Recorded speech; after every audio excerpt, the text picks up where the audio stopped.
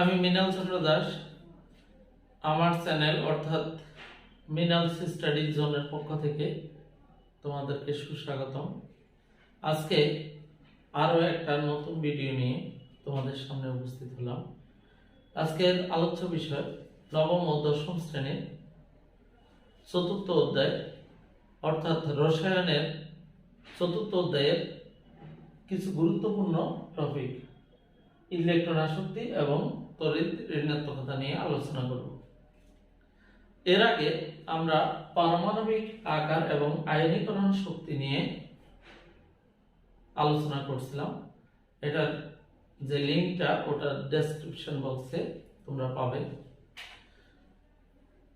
পারমাণবিক আকারটা যদি না দেখে থাকো তাহলে ওটা আশা করে দেখে আসবে, তাহলে এটা বুঝতে সুবিধা হবে।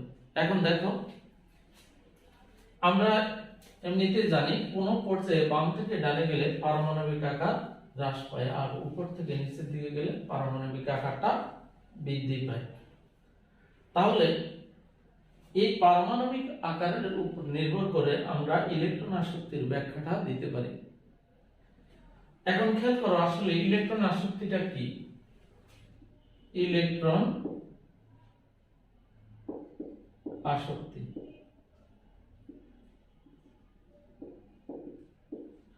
গ্যাসীয় অবস্থায় এক মোল কোন বিচ্ছিন্ন পরমাণু হতে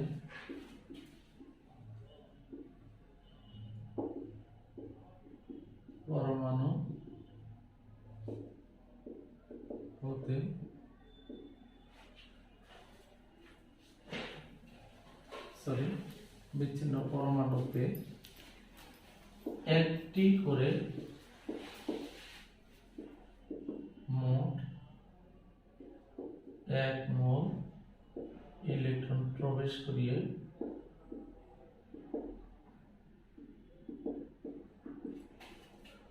এক মোল ঋণাত্মক আয়নে পরিণত করতে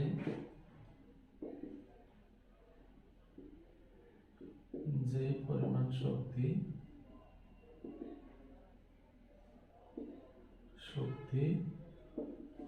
নির্গত হয় তাকে ইলেকট্রন আসক্তি বলে।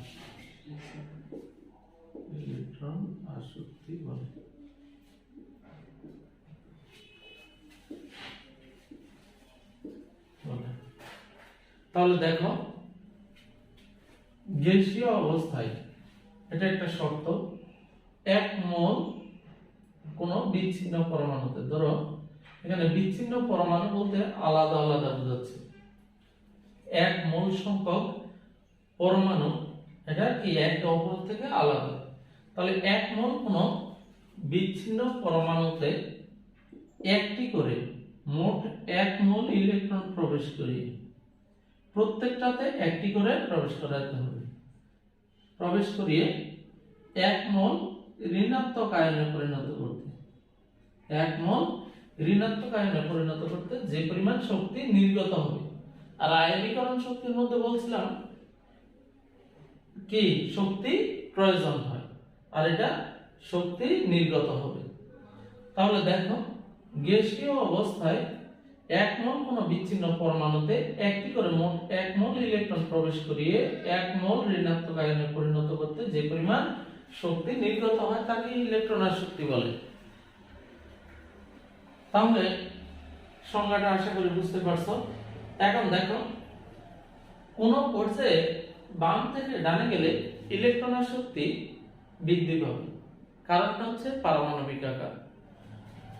দেখো, আমরা জানি কোন পর্যায়ে বাম থেকে ডানে গেলে পারমাণবিক আকার হ্রাস পায়, ফলে কেন্দ্র থেকে বাইরের যে আগত ইলেকট্রনটা এটা দূরত্বটা কি কমতে থাকে। বাইরে থেকে যদি ইলেকট্রনটা কাছাকাছি আসে তাহলে নিউক্লিয়াস দ্বারা আকর্ষণটা বেড়ে যাবে। আবার দেখা গেছে যে আকার ছোট হওয়ার কারণে তোমার এখানে ইলেকট্রন ঘনত্ব অর্থাৎ বাইরের কক্ষপথে ইলেকট্রন ঘনত্বটা বেড়ে যাবে। এই কারণে এই ইলেকট্রনটাকে বিকর্ষণ করবে বেশি। তাহলে দেখো এই নিউক্লিয়াস দ্বারা ইলেকট্রনের প্রতি আকর্ষণটা যেমনটা বাড়বে তেমনটা বিকর্ষণটাও বেড়ে যাবে। তাহলে এই ইলেকট্রনটাকে প্রবেশ করাতে হলে বেশি শক্তি নির্গত করতে হবে। তোমরা একটু খেয়াল করো, বিশেষত ঢাকা শহরে দেখবা যতজন মানুষ সেই অনুসারে রুম নেওয়া হয়। তাহলে বাইরে থেকে যদি একজন গেস্ট আসে তাকে দেখা যাচ্ছে যে খাওয়াই দিয়ে তারাই দিতে পারলেই বাসে। মানে কি এখানে জায়গার সংকুলান কম।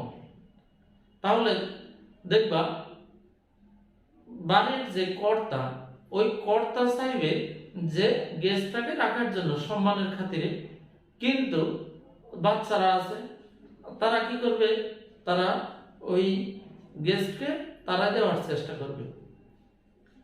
বিষয়টা কেমনটা দেখো। কিন্তু গ্রামের মানুষ কিন্তু তার উল্টো। আসলে ঢাকা শহরের মানুষের এটা প্রবলেম না, প্রবলেমটা হচ্ছে যে জায়গার প্রবলেম। তাহলে দেখো যতটা গার্জিয়ান যতটা চাচ্ছে কি গেস্টকে রাখার জন্য, কিন্তু দেখা গেছে যে ছেলে মেয়েরা তাকে তাড়াই দিতে চাচ্ছে। তাহলে এই ক্ষেত্রে দেখা গেছে যে ওই গেস্টকে রাখতে হলে বেশিটা ওদের কষ্ট হবে। আশা করি এটার সাথে মিল রেখে এটার ব্যাখ্যাটা তোমরা দিতে পারবা। তাহলে কোন পর্যায়ে বাম থেকে ডানে গেলে আকারটা হ্রাস পাওয়ার কারণে মূলত বাইরে থেকে আগত ইলেকট্রনকে প্রবেশ করাতে হলে বেশি শক্তি নির্গত করতে হবে। তাহলে বেশি শক্তি নির্গত হওয়ার কারণে বাম থেকে ডানে গেলে অর্থাৎ কোন পর্যায়ে বাম থেকে ডানে গেলে ইলেকট্রনের শক্তিটা বৃদ্ধি পায়। অন্যদিকে দেখো উপর থেকে নিচের দিকে গেলে আকারটা বৃদ্ধি পায়, এটা আমরা জানি। এই কারণে বাইরের আগত ইলেকট্রনের প্রতি যেমনটা আকর্ষণটা কম হবে অর্থাৎ নিউক্লিয়াস দ্বারা আকর্ষণটা কম হবে, তেমনি ইলেকট্রন দ্বারা বিকর্ষণটাও কম হবে।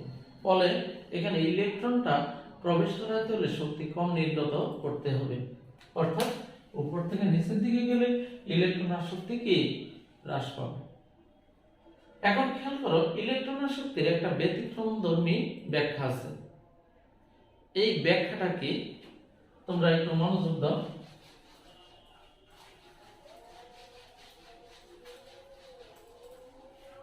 এখানে 17 নাম্বার গ্রুপ আমরা খেয়াল করব, fluorine, chlorine, bromine, iodine, astatine, tennessine, এবিএস। তাহলে উপর থেকে যদি নিচের দিকে যায় তাহলে কি বলছি, ইলেকট্রনের শক্তিটা হ্রাস পাবে। তাহলে ক্লোরিনের তুলনায় ক্লোরিনের কম হওয়ার কথা কিন্তু বেশি, ইলেকট্রনের শক্তিটা বেশি। এখানে প্রশ্নটা একটু খেয়াল করো, ক্লোরিন এর তুলনায়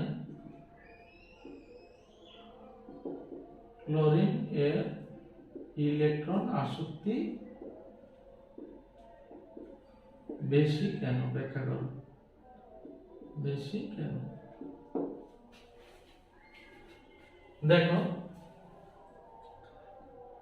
এখানে ফ্লোরিনের ক্ষেত্রে কক্ষপথ হচ্ছে 2টা, আর ক্লোরিনের ক্ষেত্রে কক্ষপথ কয়টা, 3টা। ফ্লোরিনের শেষ কক্ষপথে 7টা ইলেকট্রন,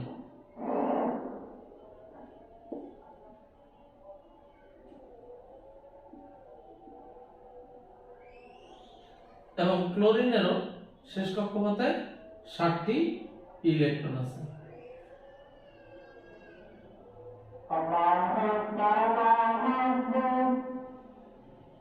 তাহলে দেখো ক্লোরিনের ক্ষেত্রে শেষ কক্ষপথ অর্থাৎ 2 নাম্বার কক্ষপথে 7টি ইলেকট্রন, ক্লোরিনের ক্ষেত্রে 3 নাম্বার কক্ষপথে 7টি ইলেকট্রন হয়। ক্লোরিনের শেষ কক্ষপথে ইলেকট্রন ঘনত্বটা বেশি থাকে কার তুলনায়, ক্লোরিনের তুলনায়। কারণ ক্লোরিনের 3 নম্বর কক্ষপথের আকারটা অনেক বেশি আর ক্লোরিনের 2 নম্বর কক্ষপথের আকারটা কম। তাই সমান সংখ্যক ইলেকট্রন থাকা সত্ত্বেও ক্লোরিনের শেষ কক্ষপথে ইলেকট্রন ঘনত্বটা বেশি থাকে। এই ইলেকট্রন ঘনত্ব বেশি হওয়ায় বাইরে থেকে যে আগত ইলেকট্রন, এই ইলেকট্রনের প্রতি নিউক্লিয়াসের যেমনটা আকর্ষণ বেশি, তেমনটা ইলেকট্রনের দ্বারা বিকর্ষণটা বেশি হবে, কারণ এখানে ইলেকট্রন ঘনত্বটা কি বেশি। ক্লোরিনের ইলেকট্রন ঘনত্ব কম হয়, এর প্রতি বিকর্ষণটা কি কম হবে। আকর্ষণটাও যেমনটা কম, বিকর্ষণটাও তেমনটা কম হবে। তো সামগ্রিক বিচারে দেখা গেছে যে এই ইলেকট্রনের প্রতি এদের বিকর্ষণটা বেশি হওয়ার কারণে এতে ইলেকট্রন আসক্তিটা কমে যায় আর এটার ইলেকট্রন আসক্তিটা একটু বাড়তে থাকে। তাহলে বুঝতে পারছো? এখন খেয়াল করো, আমরা তড়িৎ ঋণাত্মকতা নিয়ে একটু আলোচনা করব।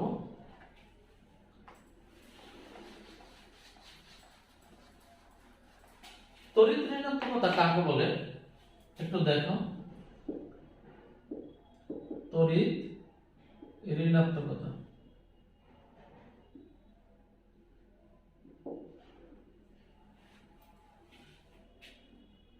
কোন সমযোজী যোগে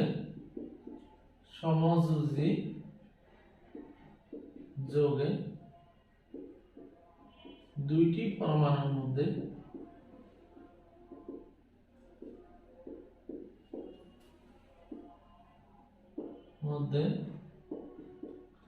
বিদ্যমান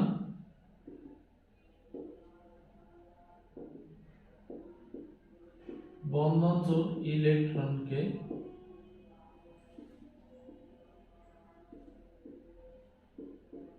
পরমাণু দ্বারা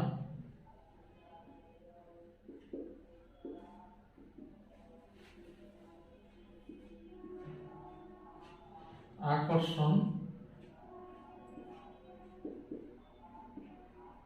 করার ক্ষমতাকে ওই পরমাণু তড়িৎ ঋণাত্মকতা বলে।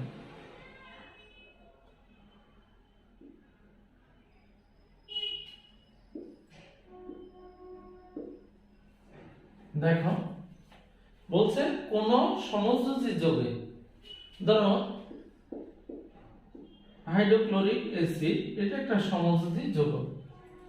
দুইটি পরমাণুর মধ্যে বিদ্যমান বন্ধনজোড় ইলেকট্রনকে কোন পরমাণু দ্বারা আকর্ষণ করার ক্ষমতাকে ওই পরমাণুর তড়িৎ ঋণাত্মকতা বলে।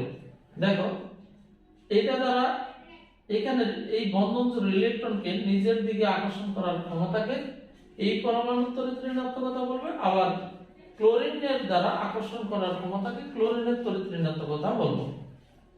এখানে একটা বন্ধনে তোমরা জানো দুইটা ইলেকট্রন, একটা কিন্তু ক্লোরিনের ছিল আর একটা হাইড্রোজেনের আছে, অর্থাৎ সমভাবে শেয়ার করছে, এজন্য এটা সমযোজী যৌগ হলো। অন্যদিকে আমরা অধাতু হলেও সমযোজী যৌগ জানি। তাহলে এইখানের মধ্যে দুইটি পরমাণুর মধ্যে যে বন্ধনজোড় ইলেকট্রন আছে, এই বন্ধনজোড় ইলেকট্রনকে নিজের দিকে আকর্ষণ করার ক্ষমতাকে ওই পরমাণুর তড়িৎ ঋণাত্মকতা বলে। তাহলে দেখো আমরা এখানে ক্লোরিনের তড়িৎ ঋণাত্মকতা কাউন্ট করে থাকি বিশেষত 3 আর হাইড্রোজেনের 2.1। এখানে মূলত এটার আকার ছোট হওয়া সত্ত্বেও এটা তড়িৎ ঋণাত্মকতা এখানে কম। মূলত এটা হচ্ছে 1 নম্বর পর্যায়ের আর এটা হচ্ছে কি তোমার 3 নম্বর পর্যায়ের মূলক। আমরা একই পর্যায়ে এখন হিসাব করব। একই পর্যায়ে যেমন তোমার নাইট্রোজেন এবং অক্সিজেন, তাহলে নাইট্রিক অক্সাইড ধরো, তাহলে এখানে নাইট্রিক অক্সাইডের মধ্যে দেখো নাইট্রোজেন এবং অক্সিজেনের মধ্যে দ্বিবন্ধন আছে, তাহলে এখানে বন্ধন জোড় আছে, দুইটা বন্ধন জোড়। এই ক্ষেত্রে দেখা গেছে যে নাইট্রোজেনের ক্ষেত্রে এবং অক্সিজেনের ক্ষেত্রে তড়িৎ ঋণাত্মকতার পার্থক্য অনেক। যেমন এটার তড়িৎ ঋণাত্মকতা হচ্ছে 3 আর এটা তড়িৎ ঋণাত্মকতার মান হচ্ছে 3.5। কারণটা কি? কারণটা হচ্ছে কোন পর্যায়ে বাম থেকে ডানে গেলে আমরা জানি যে পারমাণবিক আকার হ্রাস পায়, অর্থাৎ নাইট্রোজেনের তুলনায় অক্সিজেনের আকারটা কি হ্রাস পেয়েছে। ফলে আকার হ্রাস পাইলে ওই কেন্দ্র থেকে বাইরের যে বন্ধনযোগ ইলেকট্রন, অর্থাৎ এই বন্ধনযোগ ইলেকট্রনটার দূরত্ব কি কম হবে, ফলে আকর্ষণটা বেশি হবে। নাইট্রোজেনের ক্ষেত্রে আকার একটু বড় হয় কার তুলনায়? অক্সিজেনের তুলনায়। যে কেন্দ্র অর্থাৎ নিউক্লিয়াস দ্বারা বাইরের যে বন্ধনযোগ ইলেকট্রন এটাকে আকর্ষণ করার ক্ষমতা একটু কম হবে, এই জন্য তড়িৎ ঋণাত্মকতা এটা 3, এটা 3.5।